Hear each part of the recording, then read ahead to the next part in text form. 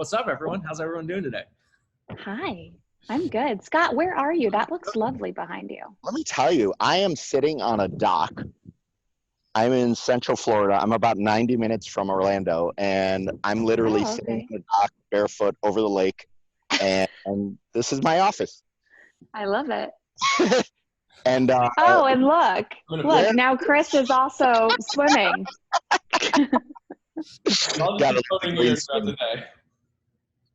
Listen, are you, Christina, are you in a ladder shop, or like what's going on behind you? Yep, I'm at the ladder. I'm at the ladder store. Just purchased this guy right here. This has been my office for 5 years, my house. So it's very convenient.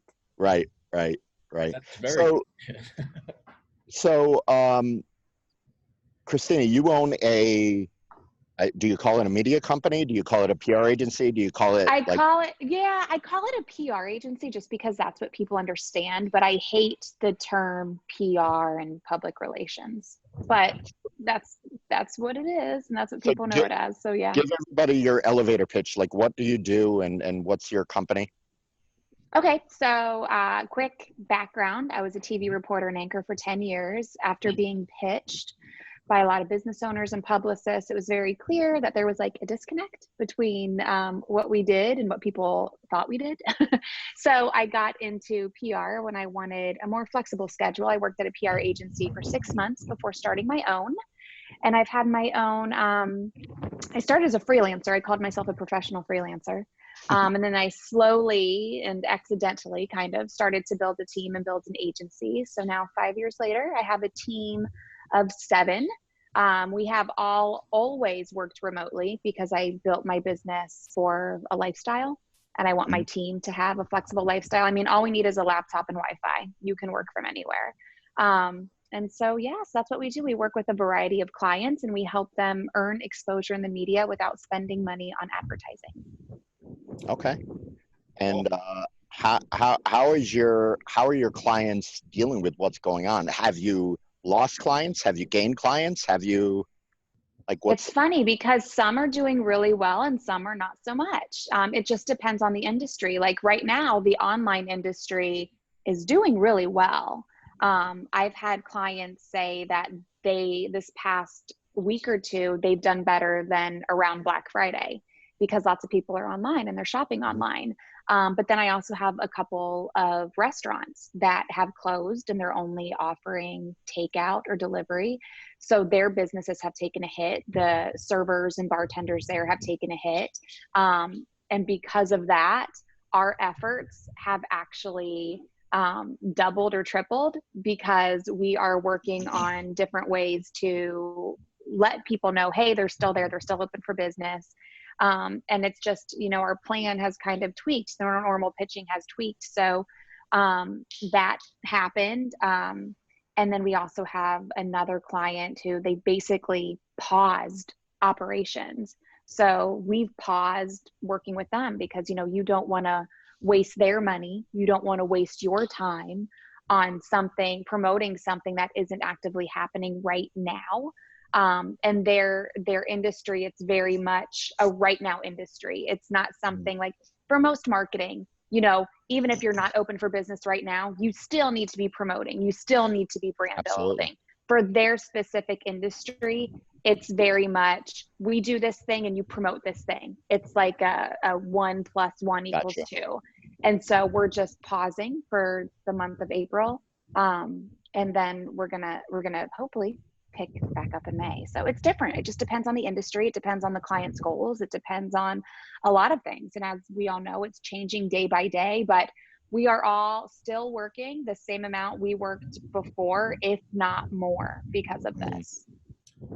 So Christina, you're probably like me as well, where, because of what you do and the knowledge you have, other friends or business owners are reaching out, just trying to figure out if say they're not in a position, they're not 100% online, right? And they're not able to continue. Just different ideas for what they might be able to work on right now if they're not really able to continue operations like that. Do you have any tips for people that, even stuff that they could do with their phone or on their own, or, without having a team like yours to be able to go to battle for them, if you will. Yeah, I think the biggest thing right now is people should be creating content. I know I'm speaking your language, Chris and Scott, right now. But because everybody is online right now. I mean, if you look at, I mean, I even just looked at my analytics in Pinterest yesterday, and it was like over 100% increase. I saw that tweet. Yeah, like it's crazy. Like everybody is online doing things online. So you should be creating content and putting it online. And this is your opportunity to really build your brand, not only because people are there now, but there are different forms of platforms online where that stuff will last forever. It's not like a tweet where after 20 minutes it goes away. Like things like Pinterest, things like your website, things like podcasts. It can be out there and be out there for a while. So I would say spend some time creating content. And yes, use your phone. I told my restaurant client, like, hey, you're still in business. You still have social media. People can still place delivery orders. They can still pick up orders. So take your phone in your kitchen and talk about what you're doing while you're doing it. Show people. There's my assistant.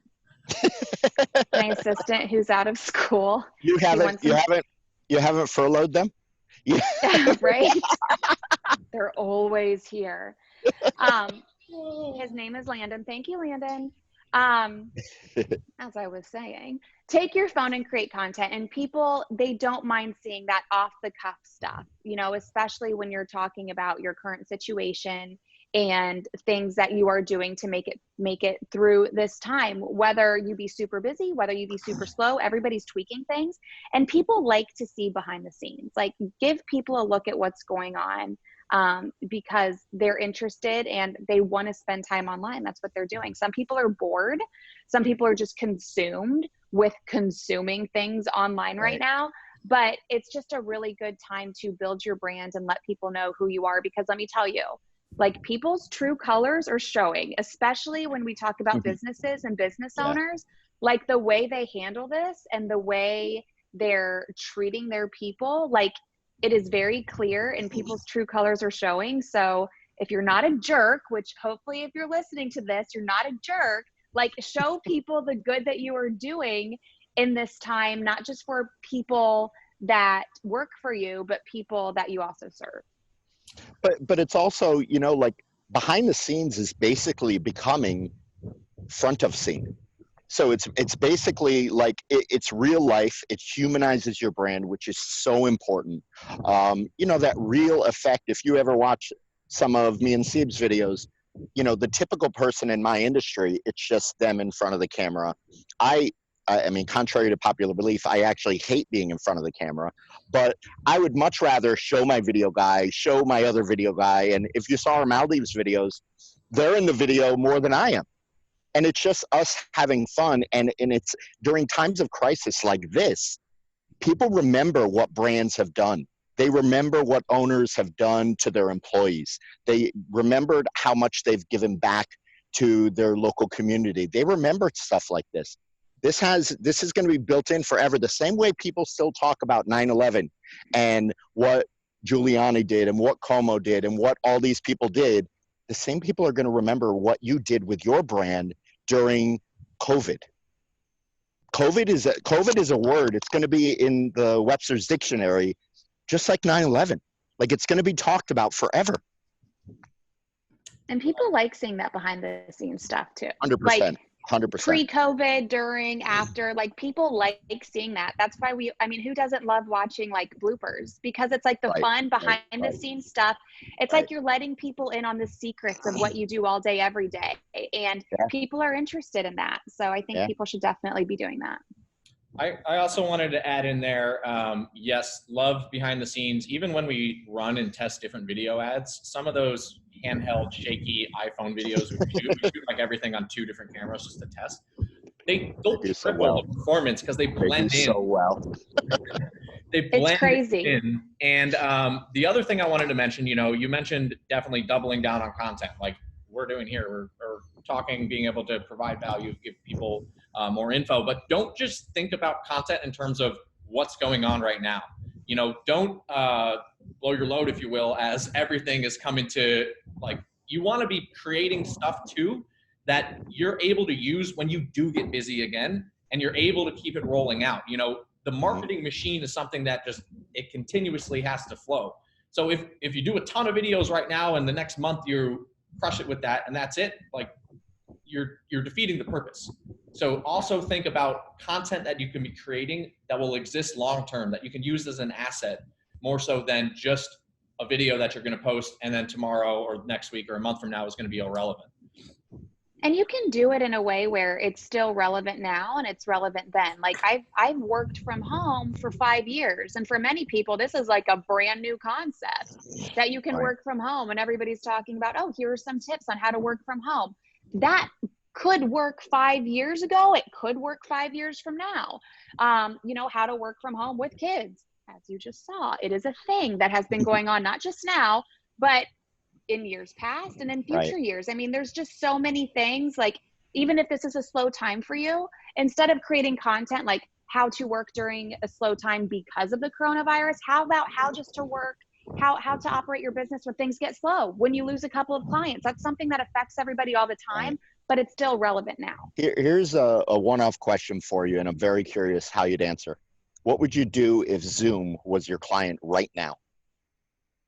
PR oh my client. Gosh. I mean, that's like just a gift. I think you would just, honestly, that would be an easy client because you just answer everything that is incoming. It would be super easy. Everybody's talking about Zoom. Like right now it's their own PR. That's what we're using right now to record this video. But you would just find those angles that everybody's talking about, how to work from home. And then even being more creative. Like yesterday, we used Zoom to have a conference call with my 5-year-old and his entire class. Like, that was their conference call. It was their little, like, so they all miss each other. They all wanted to see each other. So Zoom, it's not just for business, it's for 5-year-olds too. I mean, even using creative angles like that, because, you know, you don't just want to reach out to the businesses. Yes, that's important. Everybody's talking about that, but there's lots of moms who got on Zoom yesterday to have this call who are not business owners. So you just have to think of every different angle that you could use. But you definitely also want to have some empathy in your pitching. This is a problem, and I'm sure lots of people have seen this, whether or not they're business owners, in their inbox. Some people are trying to use the coronavirus to make their brand relevant, and it's like a stretch. Like, it's such a stretch that it's like, that doesn't really make sense. Zoom makes sense now, but you have to like keep it relevant and not look like, oh, I'm just gonna throw coronavirus in the subject line and make it relevant so people open it. Like, if you don't have an angle where it works, don't try to make it work, because it only makes you look stupid. Oh, 100%. I've also seen a lot of, you know, because the other thing is people have been seeing the same content for a week, 2 weeks now. You know, people talking about, I don't even want to name it because I feel like it's going down that route of, so many people are just tired of hearing about it, and they're looking for other content, other ways to be entertained. They're not used to being trapped in front of their computer all day or at home all day. And there's a lot of people just making stuff that is nowhere relevant to anything, and people are absolutely loving it. My only example is I'm growing a potato at home, which has to be it literally is, I think, the least exciting thing of all time. It like, I did a time lapse for 20 hours one day. It didn't even move. Very interesting though. Like, what an interesting thing to do. I get like 40, 50 messages a day about this potato. And so I'm getting my work done so I could literally go make potato videos later today. That's funny. Yeah, like on my podcast, I release 2 episodes a week now, and I haven't really gone deep into coronavirus specific stuff. It's like the same topics that we've talked about before, because they're still relevant. Like, people still need to work. People still need to find creative ways to make a living, because our bills aren't really stopping because of this. So it really is, for me, it's business as usual. I'm not really tweaking a whole lot. Maybe that's because I'm fortunate to have a career in a business where we can just do it all online and it works. However, I still have to get people in the news, and the news is pretty focused on one thing right now. So we are tweaking some things, but like the general idea and the strategy, like, it's still the same. And when you do put that content out, you do want to make it somewhat evergreen. You don't want it to all just drop off at the end of the day. You know, like Scott's still talking about travel, but he's just talking about it in a different way. And he's talking about it in a way where it will still be relevant after all of this, because not everything with travel has to involve like physical travel. There are still other ways you can talk about travel and consume travel that, you know, doesn't involve getting on a plane and all of that. So I just think people need to be mindful of that. Like, don't get all excited and like sucked into this. It has to be coronavirus centric. It has to have this angle, because that's not always the case. And people, yeah, like you said, people want to get away from it, right? Like for the first couple of weeks, yes, we got it. But now it's like, okay, let me just catch this headline once a day and let's do everything else that we have to do. My assistant again, bringing me things from the printer. God bless. I think just to touch on that point as well, like from a mental standpoint, the more you consume, and I'm only saying this is what happens to me, the more I consume, the more like I'm just messed up in the head with this all, and I'm not even able to focus on what I need to actually be doing. And it affects your happiness even, like right now, you know, we're trapped inside, we can't do much. So the less you consume on that, I think the better you're just overall are going to be with this all. Yeah, and luckily there's so many things on the interwebs that we can find what we want to consume. So, you know, you just got to make it easy for people to find you. And if they like it, they'll watch it. If not, maybe they'll find it later. And if they don't want to find it later, then they're not your people, right? So I just think you just have to, you know, put stuff out there that is relevant to you and your brand and your expertise, and, you know, just keep on going.